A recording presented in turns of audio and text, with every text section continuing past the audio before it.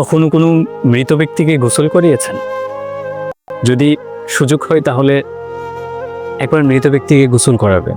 দেখবেন মৃত ব্যক্তির শরীরটাকে কত অসহায় এবং অদ্ভুত মনে হয়। দেখবেন যে আপনার আপন মানুষের লাশটাকে আপনার কাছে কত ভয়ানক মনে হয়। কখনো সুযোগ হলে লাশ পাহারা দিল, তখন দেখবেন যে আপনার আপন মানুষটাকেও আপনার কাছে ভয়ের কারণ মনে হবে। মাঝে মাঝে আপন মানুষের লাশগুলোকে কবরে নামাবেন।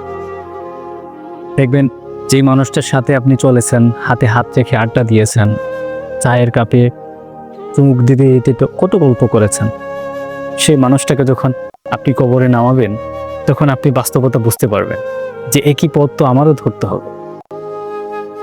মাঝে মাঝেই লাশের আশপাশে থাকবেন, মাঝে মাঝে গোরস্থানে যাবেন, গিয়ে দেখবেন যে যে দাদা আপনাকে আদর করত সেই দাদা আজকে কবরে সমাধিত, সে আর উঠতে পারতেছে না।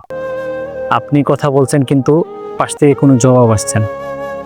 আপনার যে মা আপনাকে এত আদর যত্ন করে বড় করেছে, সেই মায়ের কবরের পাশে গিয়ে দেখবেন সেই মা আর আপনার সাথে কথা বলে না। এজন্য আলটিমেটলি আমরা পৃথিবীতে যাই করি, যত ক্ষমতাই দেখাই, যত খারাপ কাজই করি কিংবা ভালো কাজ করি, আমাদের আলটিমেট ডেস্টিনেশন হচ্ছে কবর, আমাদের আলটিমেট ডেস্টিনেশন হচ্ছে আখেরাত। এর জন্য দুনিয়াতে থাকতেই আখেরাতটাকে মসৃণ করার চেষ্টা করে।